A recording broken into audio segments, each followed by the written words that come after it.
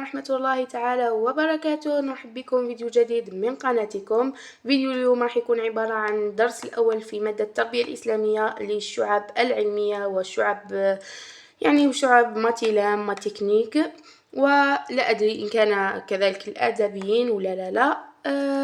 طور الثالثة ثانوي، شعب بكالوريا. أصدقائي، دون إطالة، العقيدة الإسلامية وأثرها على الفرد. أولا، تعريف العقيدة الإسلامية. لغة: مصدر يعتقد اعتقاد من العقد، وهو الشد والربط بقوة.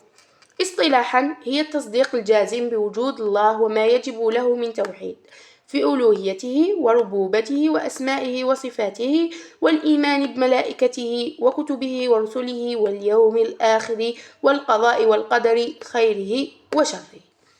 ثانيا، أثار العقيدة الإسلامية على الفرد. تعرف الإنسان على ذاته ومصيره.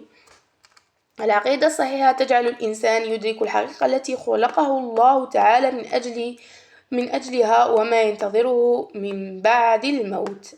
قال تعالى: أفحسبتم أنما خلقناكم عبثا وأنكم إلينا لا ترجعون. المؤمنون 116 آية 116. الطمأنينة والاستقرار النفسي. إن العقيدة الصحيحة تجعل المسلم مطمئنا مرتاح البال. قال تعالى: الذين آمنوا وتطمئن قلوبكم بذكر الله، ألا بذكر الله تطمئن القلوب. سورة الرعد الآية 28. الاستقامة والبعد عن الانحراف والجريمة.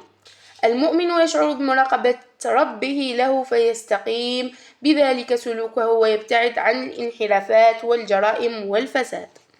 قال تعالى: وأما من خاف مقام ربه ونهى النفس عن الهوى فإن الجنة هي المأوى. سورة النازعات. على المجتمع: الأخوة والتضامن. العقيدة الإسلامية تجعل المسلمين إخوة متحابين وإن اختلف أعرافهم وبعدت بلدانهم. قال تعالى: إنما المؤمنون إخوة. الحجرات الآية 70. الصلاح والإصلاح. قال تعالى: لا خير في كثير من نجواهم إلا من أمر بصدقة أو بمعروف أو إصلاح بين الناس. سورة النساء الآية 114. تحقق الأمن. إنما من ثمرات الإيمان بالله تحقيق الأمن بكل أنواعه، الاقتصادي السياسي في المجتمعات والأوطان، وتحفظ الأموال والأعراض والأنفس.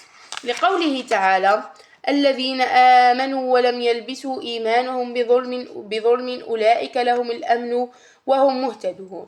سورة الأنعام الآية 82. هناك سؤال إضافي: ما هي العلاقة بين العقيدة الإسلامية والتوحيد؟ العلاقة بين العقيدة الإسلامية والتوحيد هو أن التوحيد جوهر العقيدة الإسلامية. أصدقائي، إلى هنا نكون لحقنا لنهاية الفيديو. نتمنى أنكم تستفادوا من هذا الملخص البسيط، ما تنسوش تشتركوا في القناة وتفعلوا زر الجرس باش يلحقكم كل ما هو جديد. والسلام عليكم ورحمة الله تعالى وبركاته.